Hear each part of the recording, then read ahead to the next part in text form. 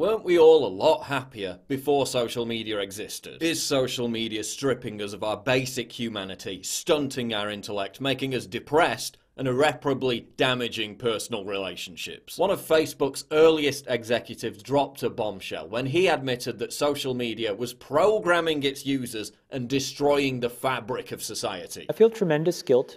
It literally is a point now where I think we have created tools that are ripping apart the social fabric of how society works.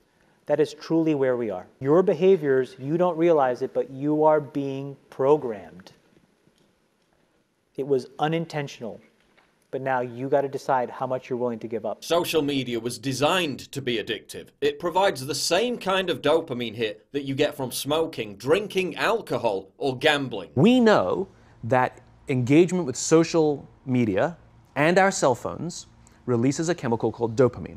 That's why when you get a text, it feels good, right? So, we've all had it where you're feeling a little bit down or feeling a bit lonely, and so you send out 10 texts to 10 friends, hi, hi, hi, hi, hi, because it feels good when you get a response, right? Right?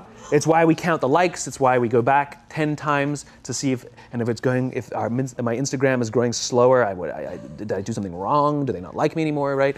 The trauma for young kids to be unfriended, right? Because we know when you get a hit of dopamine, which feels good. It's why we like it. It's why we keep going back to it. Dopamine is the exact same chemical that makes us feel good when we smoke, when we drink, and when we gamble.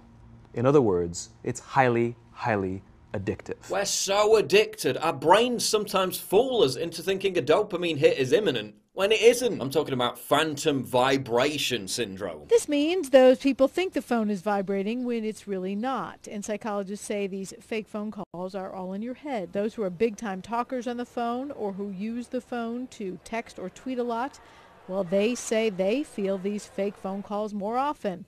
And so do people who are anxious or insecure. Next time you're in a car driving down a busy street, look out the window. Notice how many young people have their heads buried in their phones. Even in an environment where there are potential threats, obstacles, and things of interest to observe and absorb, they still can't tear themselves away. This addiction has overridden their basic survival mechanism of being aware of their surroundings in an open environment. That's how addicted they are.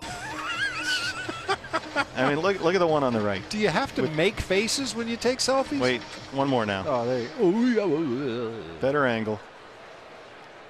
Oh, check it. Did that come out okay? That's the best one of the 300 pictures I've taken of myself today. Every girl in the picture is locked into her phone. Oh, Lord. Every single one is dialed in. Welcome to parenting in 2015.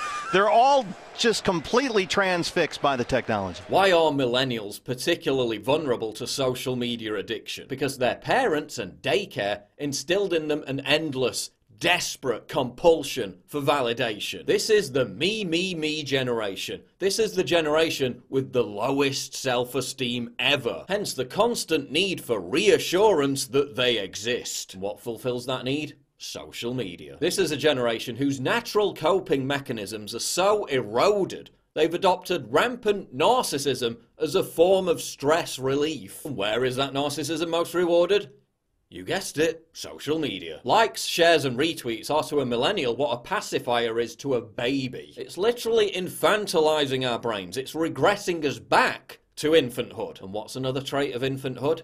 Short attention spans. Our attention spans have been decimated by social media. We're kept in a perpetual state of distraction and disruption. This constant influx of new information prevents our brains from being able to process that info and send it into long-term memory. Do you ever wonder why your memory seems so much worse than it used to be? If you're constantly distracted by new information, you can't devote the required attentiveness to any one subject. So everything is just a superficial snapshot. Some of you probably got distracted 30 seconds into this video and started reading the comments. Our brains adapt physically to our changing environment. This is called neuroplasticity. Social media and the internet in general has rewired our brains to make us only capable of shallow thinking. Studies also show that the more distracted you are, the more difficult it is to feel empathy.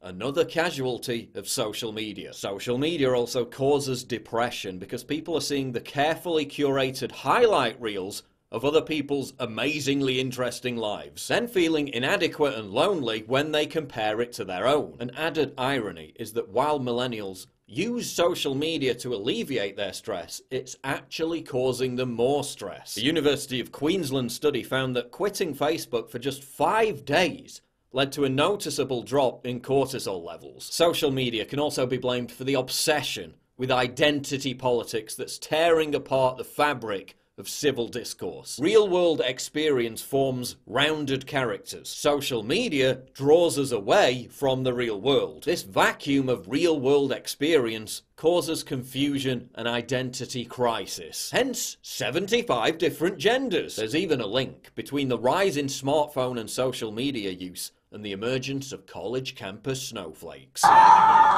It short circuits the brain, and we're starting to find that it has actual cognitive consequences, one of them being this sort of pervasive background hum of anxiety. Now, the canary in the coal mine for this issue is actually college campuses.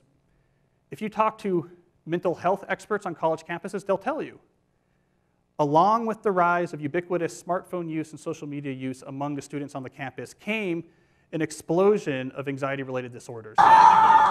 Students who are bathed in this constant background hum of anxiety are so emotionally brittle, they're triggered by anything. The positives of social media, well, everyone has a voice. And while in principle this allows for the democratization of information, in practice it equates to billions of retards sharing pictures of their food and hurling vile insults at strangers for having the wrong opinion. It equates to maniacal witch hunt mobs destroying people's reputations and careers because they said something deemed offensive. And yes, I'm painfully aware of the irony of someone who has forged an identity partly thanks to social media, lecturing you about how terrible social media is. But this is as much an instructional video for me as it is for you. We're all addicts. We need to modify our behavior before it modifies us permanently. We have to escape this electronic ghetto. Here's a few things we can all do now. Turn off all non-essential notifications on your phone. Try and make a routine of only checking your messages and emails a maximum of 5 times a day.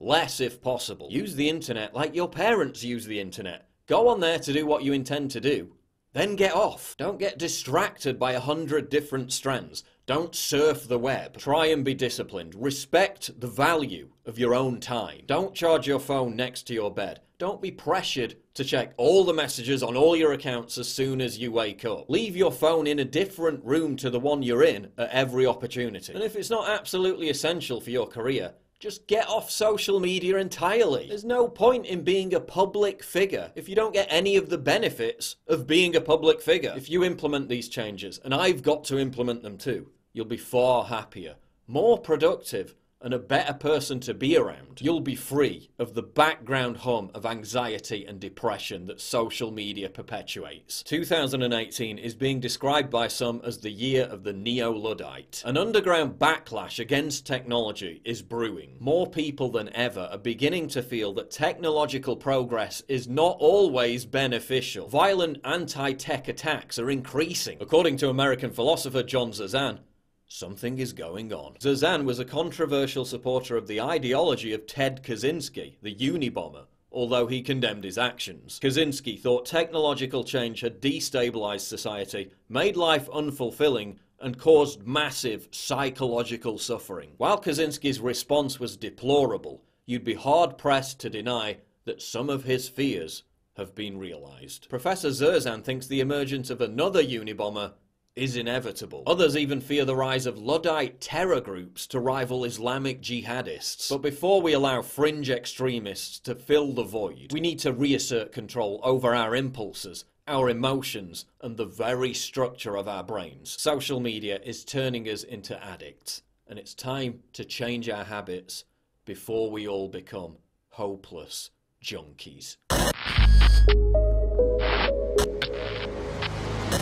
Please click the big red button to subscribe. It really helps me when you do that. And click the bell to allow notifications so you never miss a new video.